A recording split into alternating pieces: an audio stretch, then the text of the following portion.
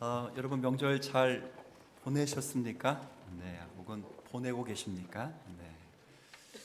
이렇게 또 오랜만에 가족과 함께 예배하시는 분들 너무 감사하고 귀하게 생각합니다. 이미 1월 달에 인사 다 드렸지만 그래도 구절 명절이니까 다시 한번 새해 복 많이 받고 누리시고 여러분의 심령과 가정에 하나님의 은혜와 위로가 넉넉히 있으시기를 진심으로 기원드리겠습니다. 네. 이제 오늘부터는 이제 고린도 전서를 강해하는 중에 이제 본격적인 교회의 문제를 하나하나씩 살펴보도록 하겠습니다. 고린도 교회에 10가지 이상의 문제가 있는데 그 중에 가장 먼저 다루는 문제는 교회 안의 분쟁 혹은 분파 혹은 분당과 같은 문제입니다.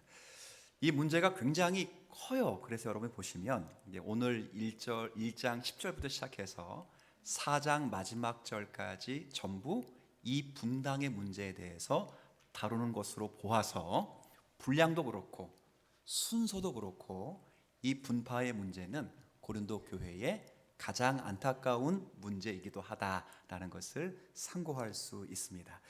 자, 오늘 일단 사도 바울은 교회 안에 분열이 있다라는 소식을 들었어요. 자, 11절 방금 전에 여러분이 읽은 구절인데 제가 한번 다시 읽어볼게요. 내 형제들아, 글로웨의 집 편으로, 이 글로웨가 누군지는 알 수 없습니다. 다만 그 집에 소속된 어떤 사람이 고린도 지역에 대한 말이 이제 사도 바울에게 전해준 겁니다. 내게 들리니 함께 읽어볼까요? 곧 너희 가운데 분쟁이 있다는 것이라 라는 소식을 전한 거예요. 그러니까 어떤 한 사람이 사도 바울이 에베소에 있거든요. 고린도 지역에 1년 반 동안 선교 활동하고 이미 수년 전에 지금 다른 지역으로 가서 전도 여행 중에 있다 그 말이에요. 근데 그러던 중에 에베소에 있을 때 고린도 지역에서 온 어떤 한 성도가 한 사람이 사도 바울에게 지금 고린도 교회에 큰 문제가 생겼다고 이야기를 해주는 건데 그 문제가 다름 아닌 무슨 문제? 분쟁의 문제예요. 여러분 우리나라 분쟁이 어떻게 이렇게 정의했는지는 제가 잘 모르겠으나 어떤 의미인지는 알지만 이 원래 헬라어의 의미의 분쟁이라고 하는 것은 잘라내서 버리다 이런 뜻이에요. 그러니까 잘라내는 것만 분당이 아니고 분쟁이 아니고 자른 다음에 어떻게 하는 거? 버리는 것까지를 분쟁이라는 헬라어 단어를 써요. 그러니까 이 고린도 교회 성도들이 어떤 인물을 중심으로 해서 서로 나누게 됐는데 각각의 당은 다른 당들을 어떻게 해서 일단 자르고 그 다음 자른 것으로 끝나지 않고 휴지통에다가 버리는 것까지 간 거예요. 이런 일들이 교회 가운데 벌어졌다는데 한번 오늘 이 말씀을 좀 살펴보려고 합니다. 자, 일단 여러분들이 생각할 때 이제 오늘 세 가지를 생각할 건데 아니 그 당시 어떤 분당 즉 당들이 있었는가 하는 것과 두 번째는 그 당들이 분열되는 이유가 뭔가 하는 것 그리고 세 번째는 이것을 사도 바울이 어떻게 해결하는가. 물론 4장까지 해결해. 4장까지. 그러니까 지금 처음에 읽어서 다 해결된다 이렇게 말할 수 없어도 원리만큼은 똑같아요. 그래서 같은 원리로 계속 4장까지 이야기를 하기 때문에 어떻게 해결하는가를 생각하면서 이제 우리에게 적용하면서 우리에게는 당이 없는가 하는 것. 왜 이런 당들이 생기는가. 그리고 어떻게 해결이 되는가를 스스로 점검할 수 있는 그런 말씀이 되었으면 좋겠어요. 여러분의 눈빛과 여러분의 표정을 보니 뭔 그렇게 명절 때 비중 있고 이렇게 무거운 말씀을 하시느냐 이렇게 여러분을 생각하는 것 같은데 그렇게 무겁지 않게 여러분에게 전해드릴 테니까 한번 잘 들어보시면 좋겠습니다. 자, 어떤 당들이 있었는가 한번 12절 한번 볼까요? 자, 12절 제가 한번 먼저 읽을게요. 내가 이것을 말하거니와 너희가 각각 이르는 거예요. 그러니까 고린도 교회 성도들이 스스로 이야기하는 거예요. 함께 읽습니다. 시작. 나는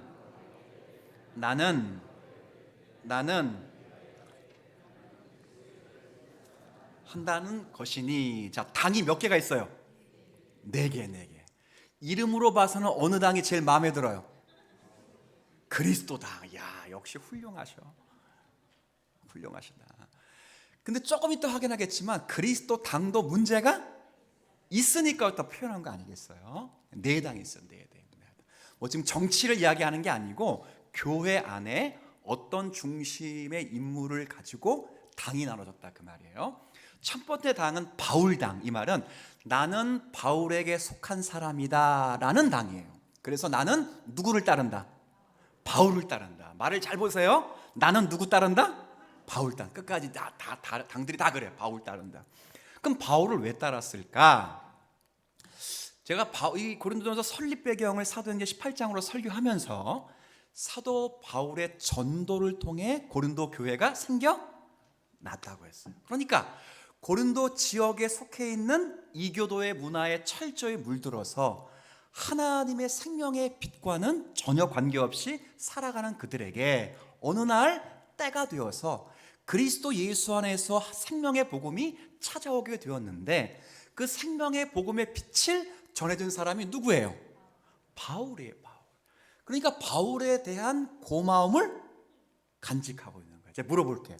이거 잘한 일이에요? 못한 일이에요? 잘한 일이에요.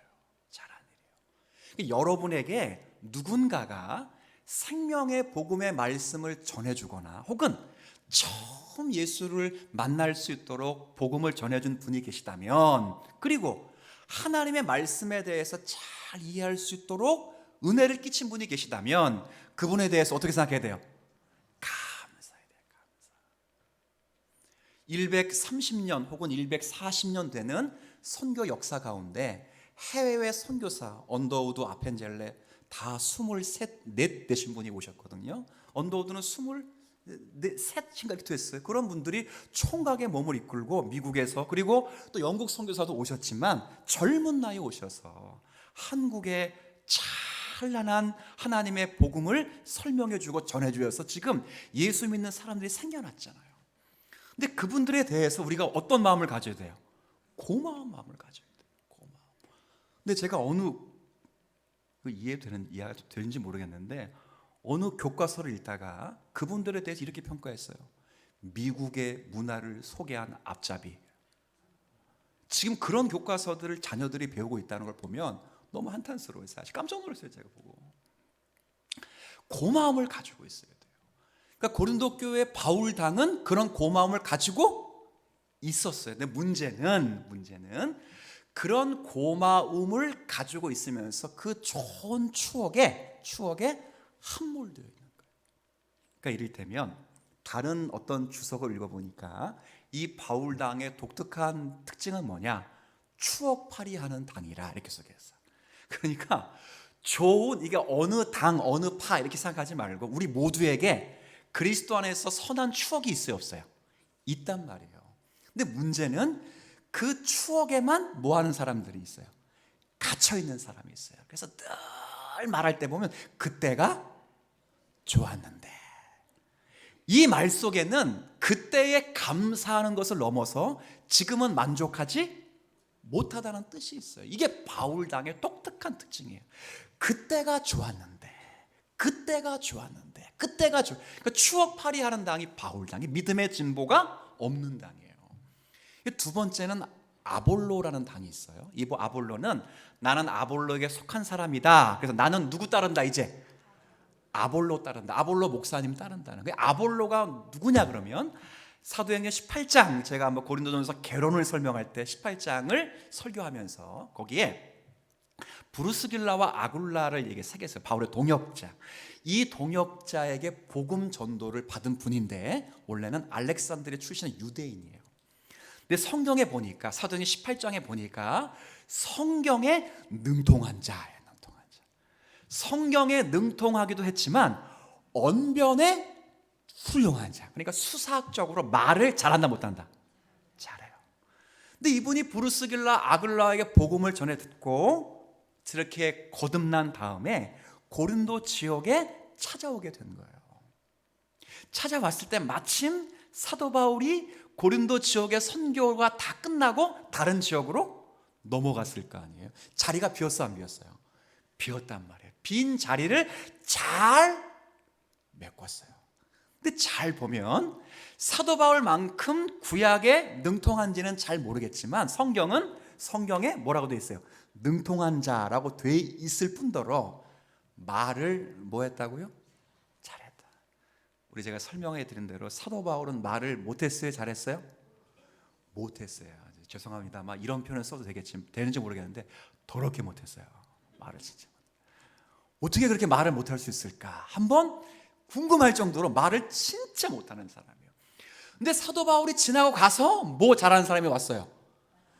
말 잘하는 사람이 딱 오니까 지나간 사역자는 싹 잃어버리는 거예요. 그래가지고 새로 오신 분하고 당을 만들어가지고 뭐 이렇게 교회를 막 움직이려고 하는 사람이 생긴 거예요. 이게 아볼로 당이에요.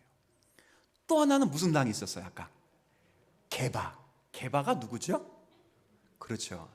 베드로의 아람어식 이름이에요. 아람어로 게바 이렇게 되어 있거든요. 그러니까 베드로를 따르는 당이라는 당이에요. 근데 베드로가 고린도 지역에 복음을 전하러 왔느냐? 그렇진 않아요. 그러니까 제가 볼 때는 아마도 사도 바울이 전한 복음, 아볼로가 전한 복음을 잘 이해하지 못했어요. 계속 그들이 전한 복음이 아마 율법을 좀 무시하는 경향이 있다 이런 생각이 들어서 고린도전서 8장에 보면 음식을 삼가는 것이 신앙이라고 생각해서 율법의 면을 따르고자 했던 사람들이 나는 바울, 나는 아볼로 필요 없다. 그러기 위해서 만든 당이 누구 따른다? 게바. 율법을 따라 살겠다고 게바를 따른 거예요. 그렇죠? 이 마지막은 누구? 그리스도를. 그러면 이제 여러분들 생각할 때, 야, 그러면 그리스도는 좋은 당이구나 이렇게 생각할 수 있잖아요. 그런데 여기 나온 그리스도 당은 그런 그리스도 당이 아니라 세 명의 인물을 중심으로 해서 영웅 숭배하는 것에 질색한 사람들이에요. 그러니까 사람을 따라서 하나님을 섬긴다는 거 이게 말도 안 되서 사람을 배제하고 부활하신 그리스도에게 직접 나아가겠다고 만든 사람들의 당이 무슨 당? 이런 사람도 무서운 사람이에요. 무슨 말이냐면 무슨 지도자가 필요하냐? 지도자 없이 우리는 직접 그리스도에게 나아갈 수 있다. 이건 여러분이 교제하면서 예수님과 나아갈 수 있지만 목회에서 예배 때 그렇게 나아갈 수가 없어요. 반드시 세우신 질서 가운데 사역자를 통해 여러분이 말씀을 들어야 되는데 이분들은 그렇지 않아요. 필요 없다. 지금으로 말하면 신비주의. 한국 교회도요. 여러분들 잘 모르시겠지만 목사 없이 교역자 없이 예배를 드리는 교회가 많습니다. 두 가지 때문에 그래요. 하나는 지금 현재 목회자들의 도덕적이고 윤리적인 면이 너무 떨어져서, 두 번째는 실력이 떨어져가지고, 그러니까 문해력도 부족하고 어학도 부족해가지고 성경을 한글로 읽으면서도 무슨 뜻인지 모르고 더욱이는 원문을 읽을 능력도 안 돼요. 근데 성도들은 도덕적으로 똑똑한 분도 계시고 그리고 실력도 똑똑한 분이 계시니까 그분들이 목사보다 훨씬 성경을 잘 아는 분들이 많이 생겨나니까 이제는 목사 필요 없다고 해서 필요 없이 예배하는 교회가 제법 많아요. 그래서 그는 어떻게 설교하냐면 그 중에 똑똑한 사람이 돌아가면서 설교하는, 돌아가면서 목사님이 거짓말하는 것 같다 이렇게 저하죠. 진짜 그것도 문제인 거예요, 사실은. 여기서 잘 보셔야 됩니다. 자, 이런 당들이 다 있었는데 잘 보면 나는 바울을 따른다, 나는 아볼로를 따른다, 나는 게바를 따른다, 나는 그리스도를 따른다. 진짜 그리스도 따르는 게 아니거든요. 난 저 사람들 싫어한다 이런 말이거든요. 다 말할 때 여기 중심적인 건 실제 영적으로 누구를 따른다는 게 없어요. 지금 예수 그리스도를 따르는 게 실제 없는 거예요. 이게 바울 사도가 왜 교회 가운데 당들이 나눠졌냐 이렇게 말할 때 본질로 돌아가서 사실 여기 바울도 아볼로도 그리고 게바 베드로도 자기를 중심으로 당이 생기는 걸 원하지 안 왔어요. 한 명도 그러지 않아요. 10절 말씀 한번 읽어볼까요? 제가 먼저 앞부분을 읽을 테니까 여러분 같이 읽읍시다. 그럼 같이 읽으시면 돼요. 형제들아, 바울 사도가 말합니다. 내가 우리 주 예수 그리스도의 이름으로 너희를 권하노니. 함께 했습니다. 시작.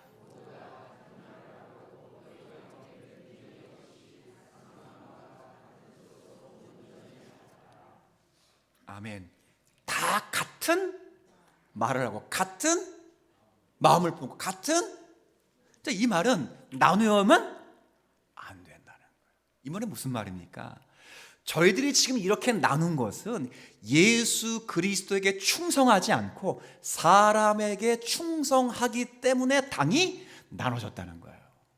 여러분, 교회가 물론 바울당 혹은 여기 아볼로당, 게바당 이렇게 나눠지는 않을 거예요. 우리 교회 뭐 바울파가 있거나 아볼로파 이렇게 많아지는 않아요. 하지만 교회 속에서 사람을 중심으로 나눌 때 그 나눔의 핵심에 가장 가까운 원인은 뭐가 있냐면 예수 그리스도에게 충성하지 않고 누구에게 한 거고? 사람에게 한 거예요. 사람. 이게 가장 큰 핵심이에요. 누가 빠졌습니까? 예수 그리스도가 빠져 있어요. 실제로 어떤 위대한 교회, 아주 실력 있는 목사에서 신앙 지도를 받는 분이 있다고 칩시다. 나는 큰 교회를 다니고 그 큰 교회 담임 목사님의 설교를 들으며 그 교회에 소속되어 있다. 이것이 자랑거리가 될 때 그게 자랑거리가 되겠어요? 될 수가 없어요. 그것을 자랑거리로 여기게 되면 그때는 그리스도에게 충성한 것이 아니라 누구에게 충성하는 거냐? 사람에게 충성하는 거예요.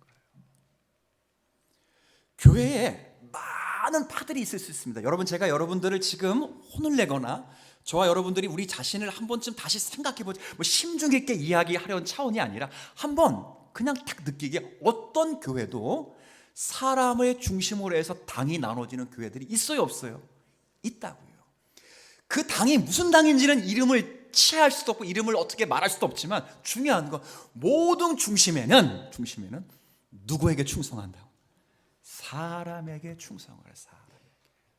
본질로 말하면 그리스도 예수에게 충성하지를 않는다.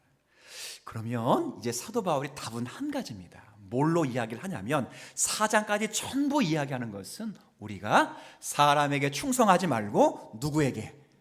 예수 그리스도에게 충성하라 라고 말하면서 해법을 주시는데 오늘 해법의 말씀이 13절입니다. 자, 한번 13절 말씀 여러분 한번 같이 읽어보시겠습니다. 시작.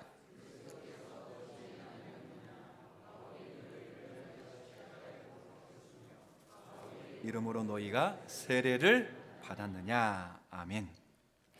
여기 세 가지를 말해요. 제가 좀 바꿔 번역하면 그리스도가 나누어졌느냐, 온전하심. 그리스도로부터 너희가, 그렇죠? 세례를 받았느냐, 그리스도의 세례, 주되심. 그리고 그리스도가 말고 내가 너희를 대신하여 십자가에 못 박혔느냐. 이 말은 누가 박혔다는 거예요? 그리스도가. 전부 그리스도예요. 그리스도의 온전하심, 그리스도의 십자가, 그리스도의 세례. 전부 누구 이야기합니까 지금? 그리스도 이야기를 하는 거예요. 이 가운데 하나를 제가 설명할 텐데, 자, 13절 마지막에 바울의 이름으로 너희가 뭘 받았다고요? 세례를 받았느냐, 이렇게 묻는 거예요. 그래서 왜 이 세례 이야기를 꺼냈냐면 14절, 15절, 16절, 17절 전부 보면 다 세례 이야기를 해요. 그러니까 세례의 의미를 가지고 우리가 누구에게 진짜 속해 있는가를 설명하는 거예요. 그 세례의 의미를 바로 한다면 분당할 수 없고 그리스도 예수에게 충성할 수 있다는 말을 이야기하고 싶은 거예요. 바울이 말하는 건 이겁니다.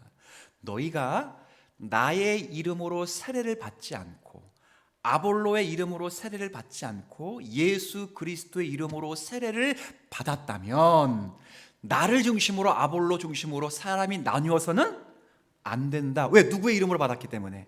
세례는 예수 그리스도 이름으로. 자, 그러면 세례가 뭐길래 반드시 예수 그리스도 이름으로 받아야 하는가 하는 거예요. 자, 오늘 제가 주 말씀을 적어왔는데 로마서 6장 말씀 한번, 앞에 굉장히 긴데 좀 힘드시겠지만 한번 읽을 때 빨간 글씨만 좀 강하게 읽으시면 돼요. 그렇다고 뭐 나머지 글씨는 중얼중얼 하면 안 되고, 읽긴 읽는데 빨간 글씨에 액센트를 주고 한번 읽습니다. 시작.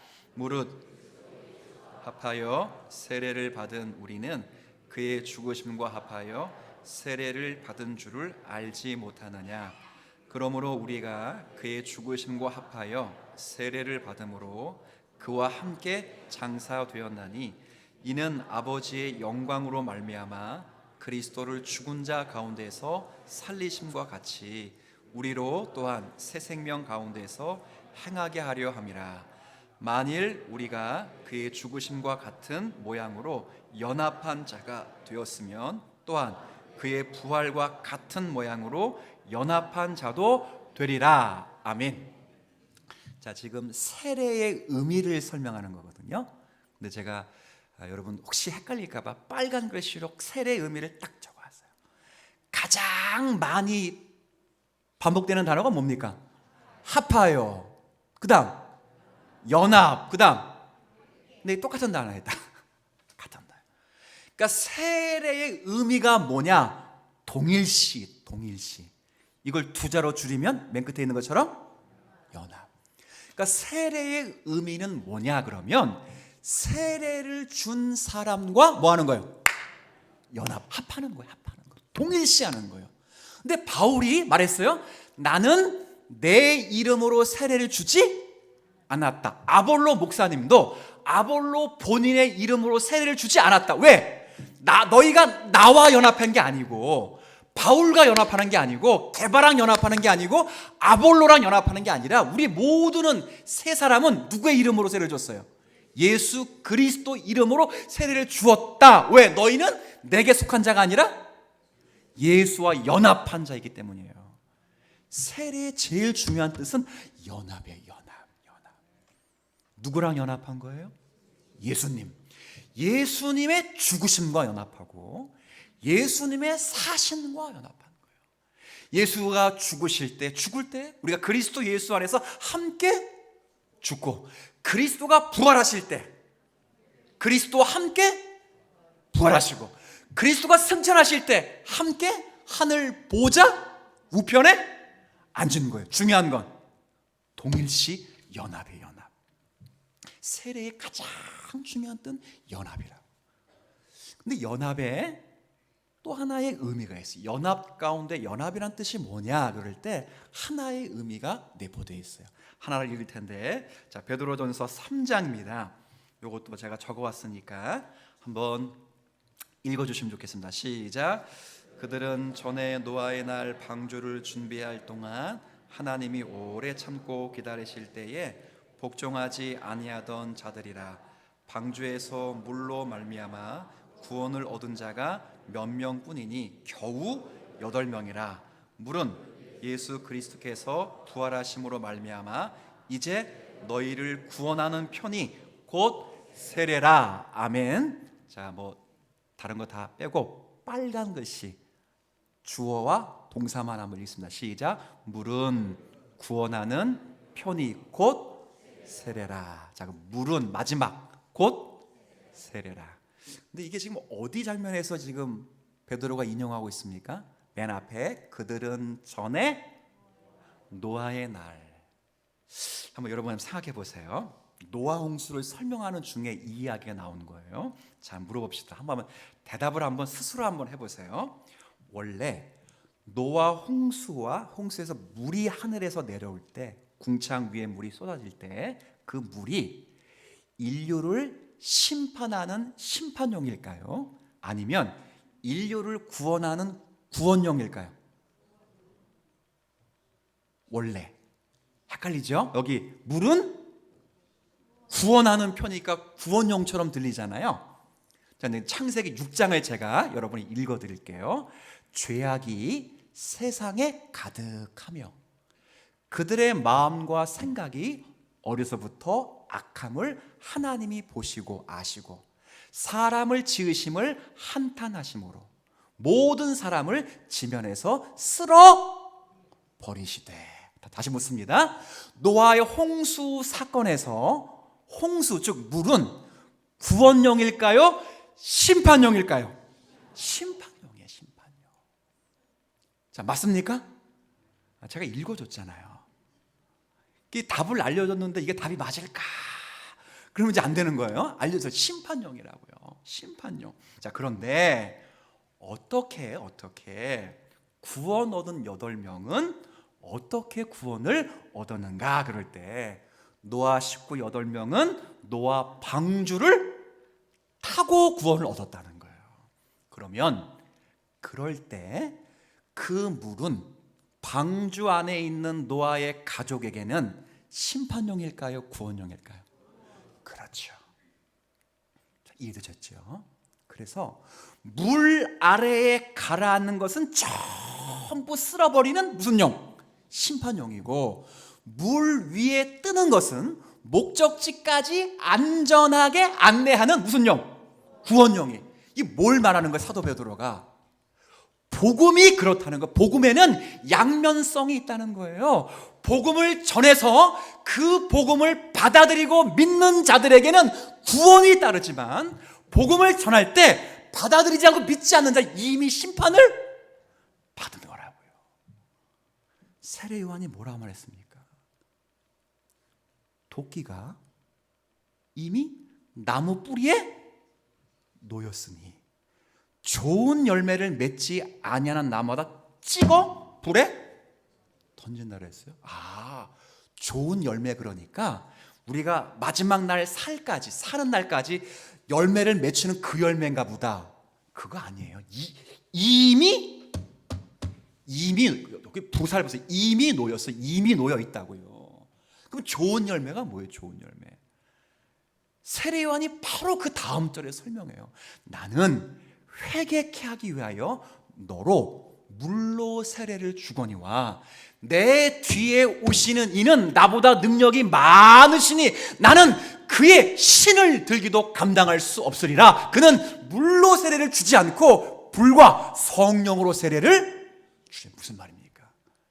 예수 그리스도를 받아들이는 자에게는 그 뿌리로 말미암아 그리스도의 복음이 그를 구원하게 만드는 것이고, 예수 그리스도의 복음을 받지 않는 자들에게는 이미 도끼가 어디에 있다고요? 나무 뿌리에 찍혀 죽는 거예요. 그 딱 하나는 그들이 누구 안에 있기 때문에. 그렇죠. 노아의 홍수 사건에서 잘 들으셔야 돼요. 그 물은 노아의 자녀들, 노아를 포함한 노아의 자녀들도 다 심판할 수 있었다고요. 맞죠? 심판할 수 있었는데 딱 한 가지 이유, 어디 안에 들어가 있기 때문에, 방주 안에 들어가 있기 때문에 그들이 구원을 받은 것처럼, 심판을 멸한 것처럼, 하나님의 진노, 죄 삭슨 사망이라고 진노는 모든 인류가 다 받아야 되는데, 그리스도 예수 안에서 여러분이 하나님의 자녀로 작정되었기 때문에 복음이 전해질 때 성령의 은혜 속에서 그 복음이 믿어지게 하시고 들려지게 하심으로 우리 모두는 심판을 면하고 구원을 받았다는 거예요. 그래서 이걸 세례로 설명해. 세례가 뭐냐? 방주 안으로 뭐한 거? 들어간 거. 세례는 그리스도 예수 안으로 뭐하는 거? 들어간 거예요. 연합에, 아까 로마서 6장 읽었어요. 세례의 가장 중요한 의미가 뭐라고요? 연합이에요. 연합의 가장 그 중요한 해석 가운데 하나가 뭐하는 거? 들어가는 거예요. 들어가는 거예요. 우리 모두는 지금 어디에 들어가 있어요? 방주 안으로, 바꿔 말하면 방주이신 예수 그리스도 안으로 들어가 있어요. 들어가 있다. 저한테 들어온 게 아니에요. 바울에게 복음을 배웠어도 바울을 배운 게 아니고, 바울이 예수 그리스도를 전하고 예수 그리스도 안에서 하나님이 하신 일들을 전했으니 바울을 배운 게 아니고 누굴 배운 거예요? 그리스도 예수를 배운 것이고, 말을 잘했던 아볼로 목사님에게 배웠을지라도 아볼로 목사님을 배운 게 아니고 아볼로 목사님이 전하신 예수 그리스도를 배웠기에 누구에게 배웠든 간에 전부 우리는 누구 안에 들어가 있다? 예수 안에 들어가 있는 거예요. 믿으셔요? 여러분이 왜 지금 은혜를 받고 있습니까? 예수 안에 지금 뭐 했기 때문에? 왜 하나님의 진노를 지금 안 받고 계십니까? 예수 안에? 이해되세요? 그 복음이, 그 예수 그리스도가 모두에게 심판이 될 수 있어도 그리스도 안에 있는 자들에게는 안전하게 구원의 완성의 자리에까지 이끄실 우리의 주님이라는 사실을 믿으셨으면 좋겠어요. 그러니 우리는 그리스도 예수 안에 들어가 있는 자예요. 바울이 말하는 거예요. 왜 그런데 다른 사람에게 들어가느냐 묻는 거예요. 이 들어간다는 건 하나를 더 설명할 텐데, 자, 이건 제가 적어오지 않았어요. 같은 고린도서 전서이기 때문에 여러분 펴보시면 됩니다. 10장.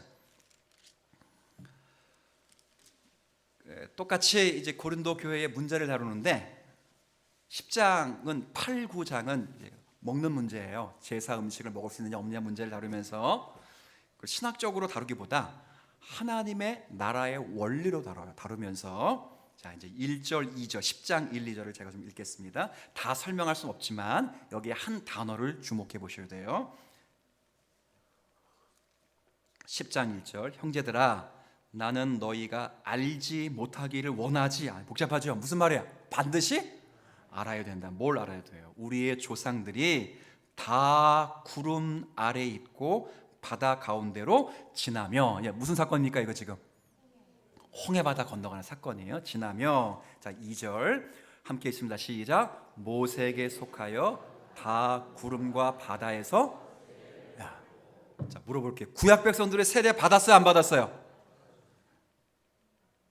이거 읽으면 받았잖아요. 받았어요. 언약의 통일성이에요.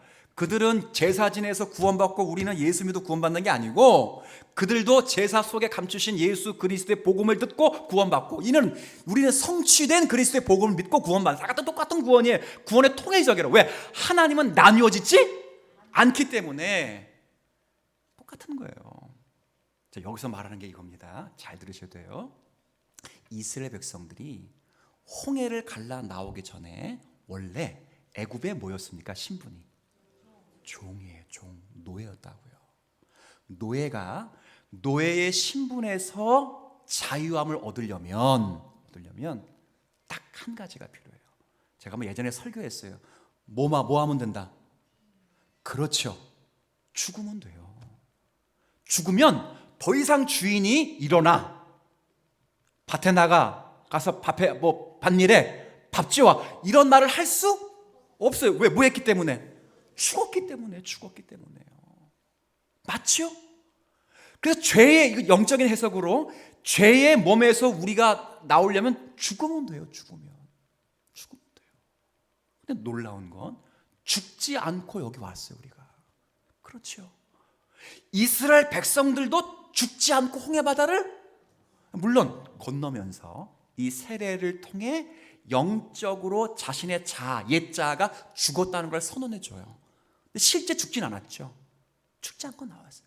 죽지 않고 나온 이유를 설명할 때 왜 그렇게 나올 수 있었냐? 뭐 했기 때문에? 딱 하나요. 착했기 때문에, 율법을 지켰기 때문에, 말씀을 믿었기 때문에, 그들이 협동심을 폈기 때문에, 실력이 좋았기 때문에, 전투력이 많았기 때문에. 딱 하나냐? 2절 앞부분에 딱 하나. 읽으셨잖아요.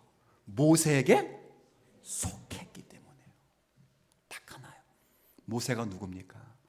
이스라엘 백성 가운데 유일하게, 한번 따라해 볼게요, 자유인. 유일하게 자유인.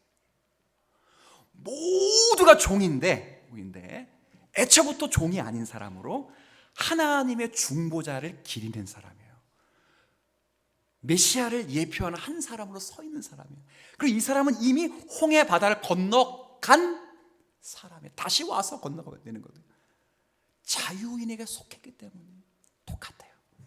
우리 모두가 다 죽을 수밖에 없지만 우리는 모세보다 더 뛰어나신 누구? 예수 그리스도에 속했기 때문에 하나님의 진노를 받지 않고 택자의 중보자 되시고 인류의 대표자 되신 그분이 죄의 삭시라고 하는 사망, 하나님의 형벌을 다 받으시고 우리가 그와 연합되고 들어가서 속하여 그분이 죽고 다시 사심으로 다시 우리가 살아나서 그리스도 안에서 지금 그리스도와 함께 왕노릇 하는 줄로 압니다. 그러니 들어있다는 건 또 하나 속한 거예요. 속한 거. 우리는 어느 누구에 속하지 않아요. 나는 나 교회 안에서 이런 말 안 했으면 좋겠어. 나는 국민의당에 속해 있다. 나는 더불어당에 속해 있다. 이 정도면 양반이지. 한국교회의 가장 큰 문제 가운데 하나는 나는 원로 목사파다. 나는 담임 목사파다. 미국의 침례교단은 침례교단 가운데 한 교단파는 목사가 은퇴하면 그 지역 4km 안에 못 들어와요. 법이 있어요. 법이. 내교 교회법이. 지나갈 때는 교회 허락을 받아야 돼요. 왜 그랬을까요? 전임 목사와 후임 목사로 성도들이 나누어질까 봐 그러는 거예요. 교회 안에 그런 일이 많아요. 나는 A파 장로 사람. 우리 교회는 안 그런 줄 압니다. 이렇게 말합니다. 나는 B파 장로교회. 나중에 확인해요. 넌 누구 사람이니? 성경은 말해요. 누구에게 배웠든 우린 다 그 사람에게 속하지 않고 누구에게 속했다. 예수 안에 들어간 사람이다. 들어가 있다. 그분에게 속해 있다. 누구에게 속한 사람이 아니라. 우리의 머리, 우리의 주대심, 우리의 왕은 예수 그리스도 한 분밖에 없다는 거예요. 이걸 잊지 말고 기억하시라는 거예요. 바울이 말하는 게 그겁니다.